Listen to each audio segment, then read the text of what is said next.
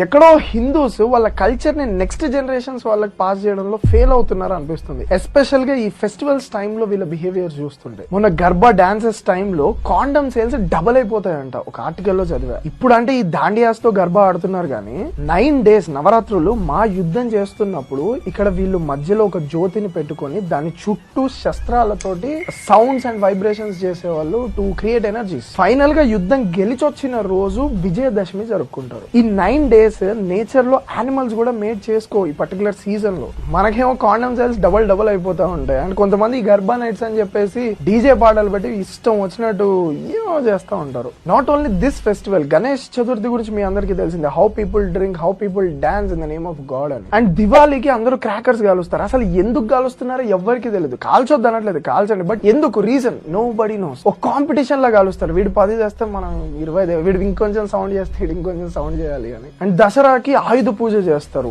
Bikes cars పెట్టి చేస్తారు. And Holi పేరుతో అమ్మాయిని ఇష్టం వచ్చినట్టు హెరాస్ చేస్తారు. పిచికారీలు ప్రైవేట్ పార్ట్స్ దగ్గర కొట్టి. నేను అందరినీ అనట్లేదు, ఈ కొంతమంది, ఈ పర్టికులర్ కొంతమంది ఎవరైతే ఇలా చేస్తున్నారో వీళ్ళ వల్ల అందరికీ చెడ్డ పేరు వస్తుంది. మహాశివరాత్రి పేరుతో గాంజా కొడతాం. ఈ పర్టికులర్ విజువల్స్ సోషల్ మీడియాలో గలీజ్ గా వైరల్ అవుతాయి. సో ఎవడు హిందూయిజాన్ని ఏం అనకూడదు, సనాతన ధర్మాన్ని ఏం అనకూడదు అంటే ఫస్ట్ అప్కమింగ్ జనరేషన్స్ కి కల్చర్, రిచువల్స్, ప్రాక్టీసెస్ నేర్పించాలి. సో ఈ కల్చర్ పేరుతో ఈ పిచ్చి పిచ్చిగా చేసే ఈ కలుపు మొక్కల్ని తీయకపోతే పంట ఖరాబ్ అయిపోతుంది. అన్ని ప్రయత్నాలు చేసావుగా, ఆఖరి ప్రయత్నంగా శివయ్యని అడుగు.